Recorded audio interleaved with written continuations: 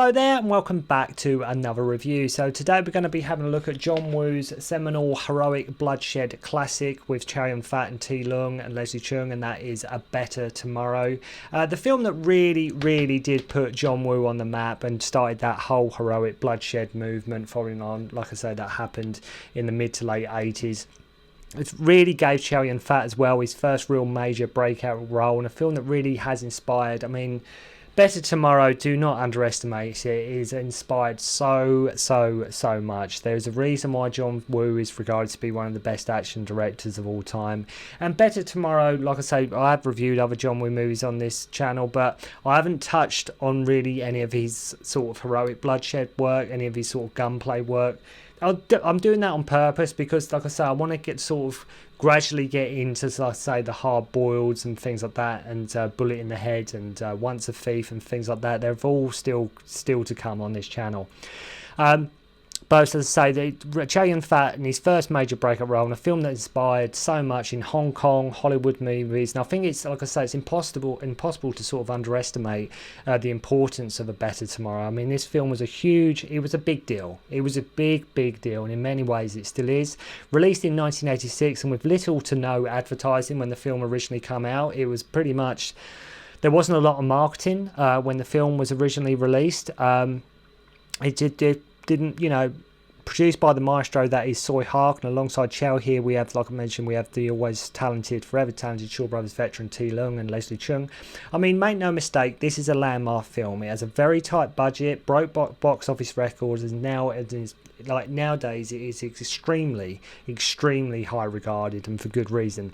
I mean, this film accomplished so much in terms of like John Woo as a director, Chow as an actor, the genre it created and what it inspired. It really, it's one of them movies where you can say this is sort of where it all began. This film really did, pave the way for so many films. The term trendsetter is often thrown about quite a lot sometimes, but this film did set the template for many movies that were to follow.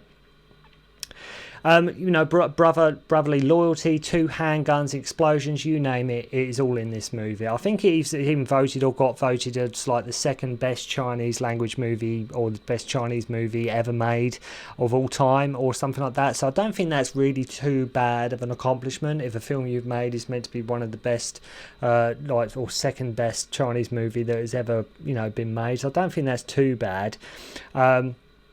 So not a bad accomplishment. The film's main inspiration was a movie called, if I can recall, The Story of a Discharged Prisoner, I think, made all the way back in 1967, and another film called The Brothers, made in 1979. So even this film did take inspiration from somewhere. There was inspiration for this film. This wasn't just sort of John Woo making these things up off the top of his head. This film even itself owes a little things and little nods to a couple of films that come before it. I think in many ways sometimes that is how true art comes about anyway. I mean, you only need to look at something like Reservoir Dogs and and the parallels and the comparisons to City on Fire that happen in that movie. You take what you like and what you enjoy, and put your own spin on it or take on it. Much like musicians, like if you're a guitar player, you learn sort of riffs and songs and choruses, and then you take that knowledge and then you sort of make your own canvas out of it. You make your own art out of it, and that's very much what filmmakers are doing. You make your own work. We have had sequels, we have had remakes, and believe me, I will get to all the Better Tomorrow sequels and what happened. God of Gamblers is going to be sort of, that's going to be a marathon one, because when I get around to reviewing God of Gamblers, there's sequels, spin-offs, remakes. There's quite a few God of Gamblers movies. But to say, we're going to be looking at the classic original Better Tomorrow. I think even in Asia, like the trench coats sometimes referred to as like Brother Mark coats in reference to Chow's character, and how synonymous that image of like him in that trench coat and what he wears in this movie. I think it was like all the rage at that point, the sunglasses and things like that. The film is often high on people's action film list, Asian film list, and just cinema in general. So up there is Better Tomorrow. And I think what is amazing about John Woo is that, like with this film, how when you watch this now, how westernized it feels. And I don't mean that in a bad way. What I mean by that is what really resonates. Like, he was a filmmaker he was really ahead of the groove in terms of filmmaking and directing that were coming out of Hong Kong at the time. When you look at the way the film is shot and the way it just everything about it, he definitely had. There was no, I mean, from that get-go, even just watching Better Tomorrow, John Woo was always at some point in his career going to go to Hollywood. It was just going to happen. So the film opens and we have T. Leung's character Ho having a nightmare about his brother Kit, who gets shot to death. And then we have him and Mark Lee, Chow Yun-fat, printing this fake money together, which is basically what they do. That's sort of their operation, the whole counterfeit type of deal. And they have this understudy, Cheung, played by Waise Lee, who is told he can learn a lot from them both. Worth noting as well, the film is, I mean, it's only about 95 minutes, this film. It's not like a huge, massive, epic gangster movie or anything like that, but what's amazing is, well, even though it is 95 minutes, it's incredible how epic the film actually does feel, and what that comes across. It really does give off that epic nature. So they are laughing and joking. Ho wants his younger brother to get a PhD and wants a good life for him. We even have Tian Fang here as their dad, and I don't know if any of you know Tian Fang here, but he was like the master in Fist of Fury. He was Jackie's master in Young Master and Dragon Lord, but most probably widely known as the master in Fist of Fury. The whole premise at this point, Kit doesn't know that his brother Ho is involved in the counterfeit operation, basically. Their dad wants him to stop, and Kit is aspiring to be a cop. We have a cameo from Soy Hark here as one of the judges at Kit's girlfriend Jackie's cello audition, which, let's just say, cello audition, she fails miserably. She fails the audition spectacularly. But again, unless you're a Hong Kong guy or you're into your Hong Kong movies, you would not know that's Soy Hark sitting there. You know, that's the director of Zoo, and yeah, Soy Hark has a little cameo. Ho tells Mark he is quitting and wants out. Ho being quite well up and established in the company and what he does. Great scene where Mark is telling Cheung what a great guy he is, and Chow Yun-fat and T. Leung work incredibly well together. These two bounce off each other it's just insane. And this, like I say, not only was this John Woo's big sort of, this got him noticed, this was the same for Chow Yun-fat as well. Chow Yun-fat had been in other movies, he'd starred, been in other vehicles, but it was very much Better Tomorrow that, got him the box office numbers, that got him the attention he deserves and got him finally where he wanted to be. Very, very talented actor. So these two, I'd say, they work wonderful chemistry together, and going on to tell what it's like to have a gun pointing at your head and things like that.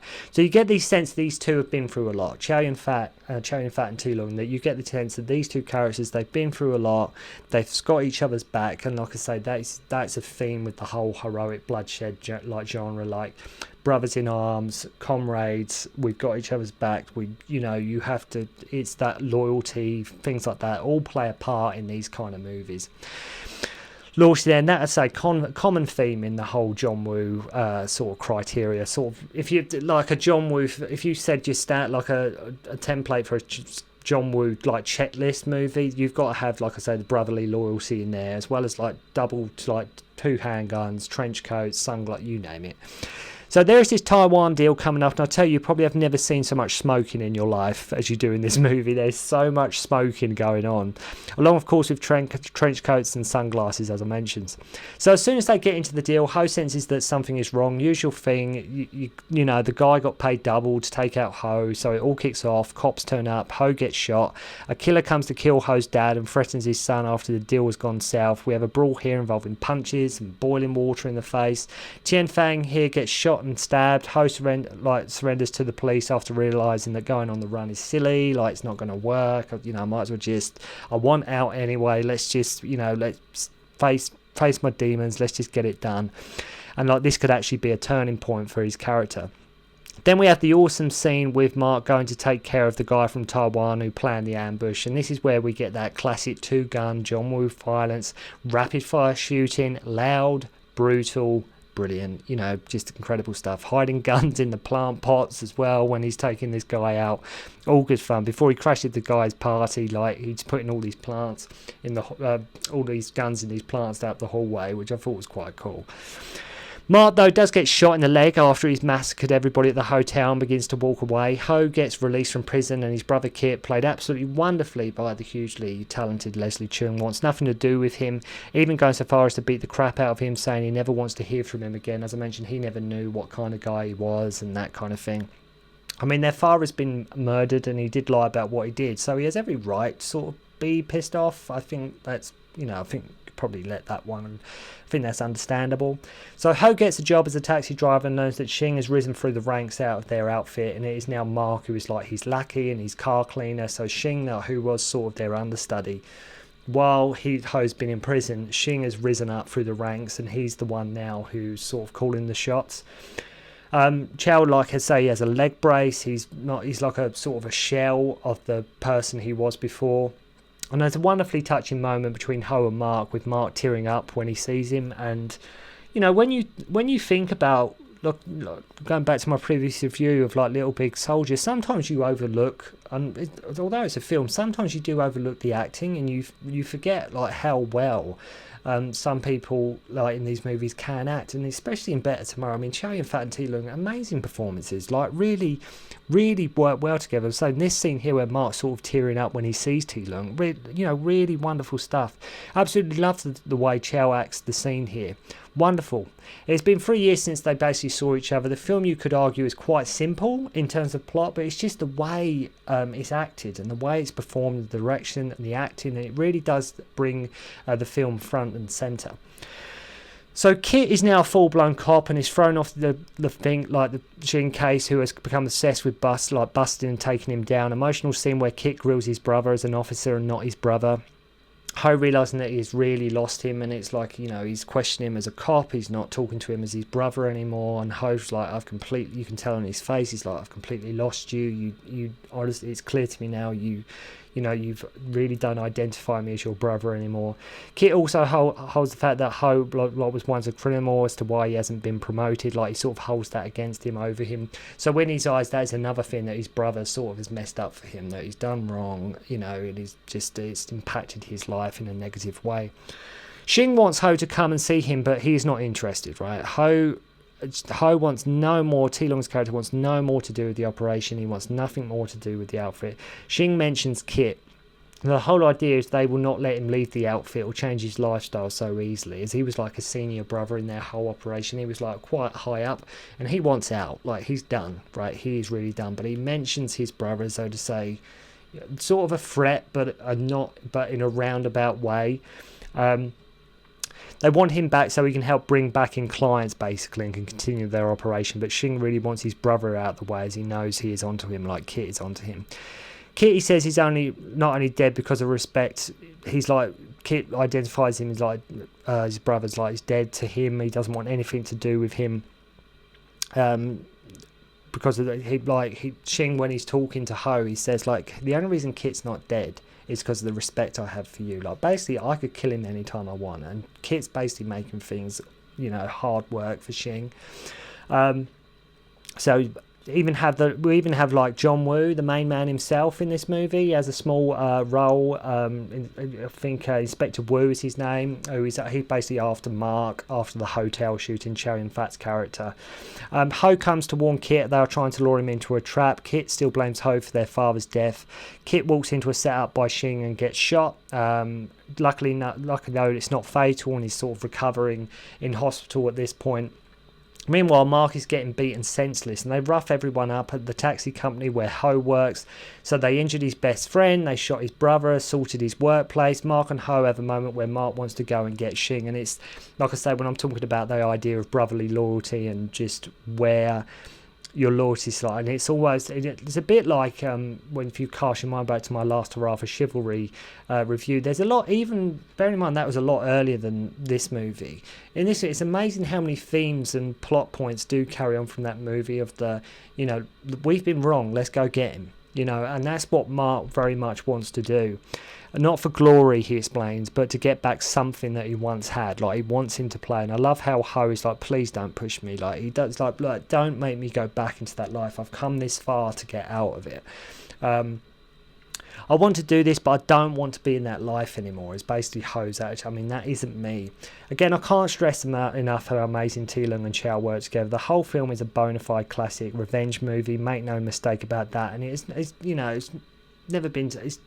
When a film is done this well, it's been so many imitations. There's been so many sort of knockoffs of Better Tomorrow. I mean, from films like, not The Matrix, but Matrix took a lot. You can trace like sort of even the gunplay in The Matrix back to Better Tomorrow and things like that. So Mark goes to get a tape that has the company data of like their prints on it and cue another amazing, awesome gun battle. We learn that Cheung was the one that set up Ho, and he wants Cheung to bring money to the temple to do an exchange, as he basically realises he has no choice anymore. He gives Kit the tape and plans to leave Hong Kong. Cheung kills the head honcho and gets everyone to say it was brother Ho who committed the murder. So now he's like framing him as well, just for good measure. So Cheung's like basically just playing dirty as well at this point. So he's even, like I say, saying it's brother Ho, even to the staff, to John Woo's inspector. At the deal, Cheung initially pretends there is a bomb in the case when there isn't. They plan to make an escape and take Cheung with them, as the guys are all over and pier. Like, they're all over the pier, basically, the showdown, the end gown battle at the end of the film, where they plan to escape. Kit arrives at the deal, and the idea is they do an exchange with Kit, basically for the release of Cheung, is what happens.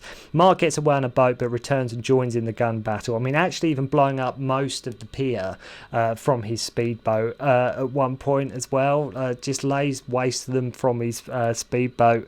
Kit is in like full-blown daze as Mark is laying waste to these gangsters via like a machine gun, and he's just like showing fat. His character here, Mark, is just like a man possessed. He really is going to town after trying to patch things up with Ho and Kit. Mark gets annihilated with bullets, and that what was so interesting about that scene, that first loud bullet comes out of nowhere, because at first you think it's Kit that shot Mark, but that first bullet, it's so like so loud. And when I first saw it back in the day, I was like, oh, Kit's just shot him, but it's not Kit. But initially you think it is. But Cheung and his cronies are laying waste to him. The police turn up and Ho has gone after Cheung, and it's so awesome the way Kit gives him the gun at the end. Like, when he's going after Cheung, Kit gives him the gun. Like, I know you got to do it. You know, knowing that he knows his brother needs vengeance, and it's just justice must be served. And the way Kit hands him the gun is just so awesome. Like, he still hasn't maybe necessarily forgiven him, but he knows he's got to do this to just put an end to it, to put it to bed. And that's really the end of the movie. I've sort of crashed through it a little bit. I can't praise Better Tomorrow enough. It still holds up even now. We'll get round to looking at the amazing Better Tomorrow 2 when I get round to it. But it's a fantastic movie, a brilliant Hong Kong bloodshed classic. I mean, I think if you're into your gunplay movies, you're into your Hong Kong cinema, you have to watch. If you said to me, make me a list of 50 Hong Kong movies I must see, Better Tomorrow is in there. You have to watch it for what it inspired, the performances, the action, everything. It's just a phenomenal movie. So thank you very much indeed for watching. Hope you enjoyed the review, and I'll see you again soon. Don't concentrate on the finger, or you will miss all that heavenly glory.